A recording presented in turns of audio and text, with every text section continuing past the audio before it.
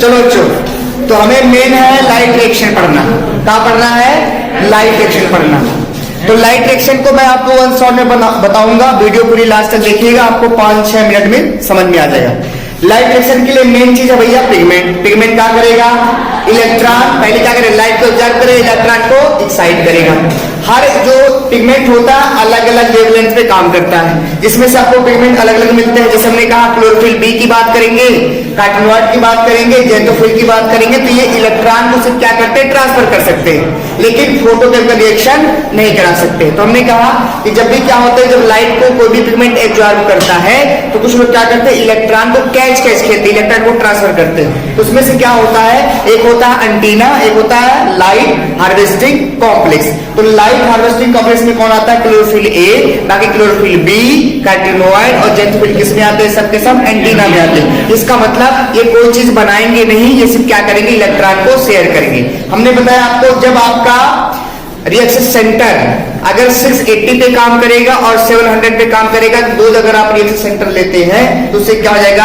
Plant की photosynthesis सही तरीके से चलती है। तो हमने कहा कि ये सब जो आपके एंटीना है, रिएक्शन सेंटर, ये सब एक सिस्टम के अंदर रखे जाते हैं, इसका नाम होता है फोटो सिस्टम। ये दो तरीके का होता है। तो आपसे पूछेगा पहला सवाल, फोटो सिस्टम क्या होता है? तो आप बताएंगे फोटो सिस्टम वो होता है जिसके अंदर क्या होते हैं? रिएक्शन सेंटर होंगे, एंटीना होगा, एंजाइम होगा और एक चीज और होता है, कोई बताएगा? एंजाइम, उसके साथ एनर्जी होता है। तो फोटो सिस्टम हमने दो पढ़ने हैं, एक पीएस फर्स्ट और एक पीएस सेकंड। पीएस फर्स्ट कितने में चलेगा? 700 नैनोमीटर लेंथ, और ये पीएस सेकंड 680। तो पहले कौन चलेगा?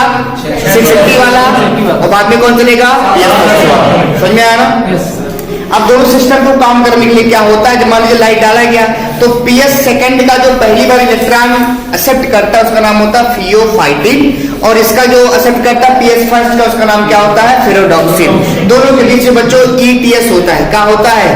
ETS, electron transport chain. इसमें 3 नाम पढ़ना, प्लास्टो, क्यूनॉन, साइटोक्रोम B6 या तुम वीडियो का देख रहा है, हम तो यहाँ है ना चकलेल आया।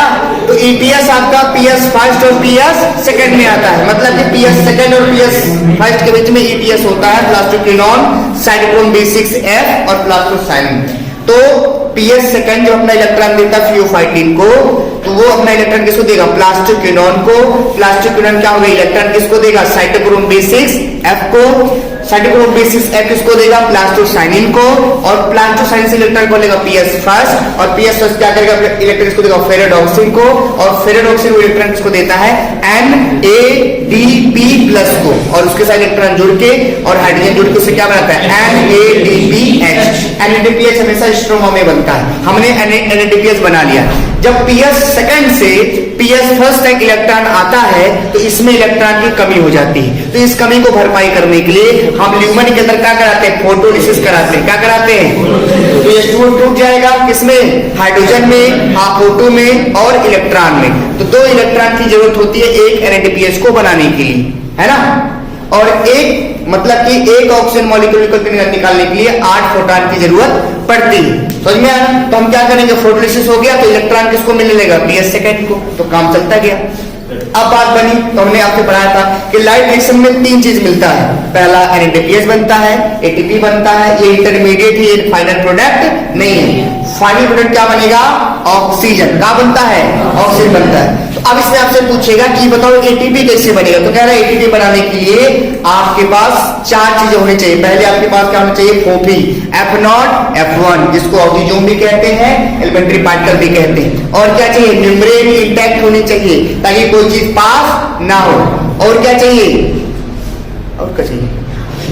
2 तो बताया आपको, इंटैक्ट मेम्ब्रेन बताया, और क्या बताया? फोफी बताया, और ये बताया प्रोटॉन ग्रेडियंट होना चाहिए।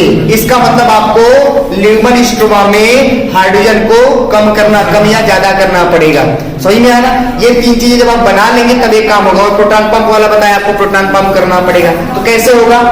तो कैसे हो गई सब चीजें? तो कह रहा है कि एटीपी अगर आपको बनानी है तो आपको ल्यूमन के अंदर, थैलाकोइड के ल्यूमन के अंदर क्या करना पड़ेगा? प्रोटॉन ज्यादा रखना पड़ेगा और स्टोमा के अंदर कम रखना पड़ेगा।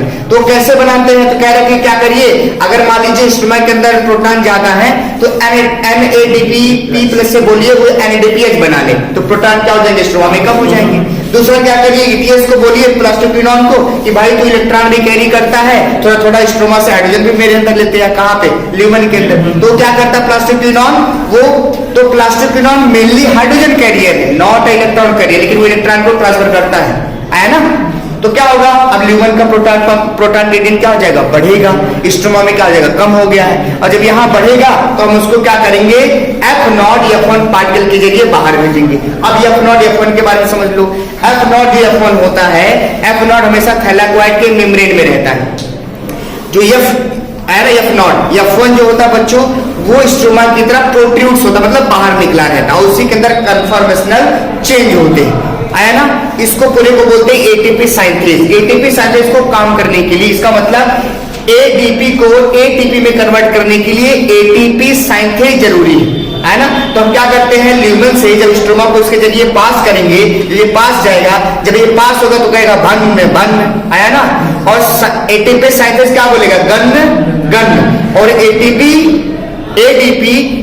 में कन्वर्ट होगा सन में और सन में। सही में? तीन चीज, पहले हाइड्रोजन क्या निकलेगा? बन। सही में?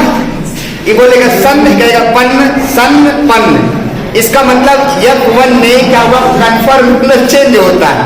और खुद हंस रहे हैं, बदतमीज है। आप लोग पढ़िए, ध्यान मत दीजिए लोग, आए समझे?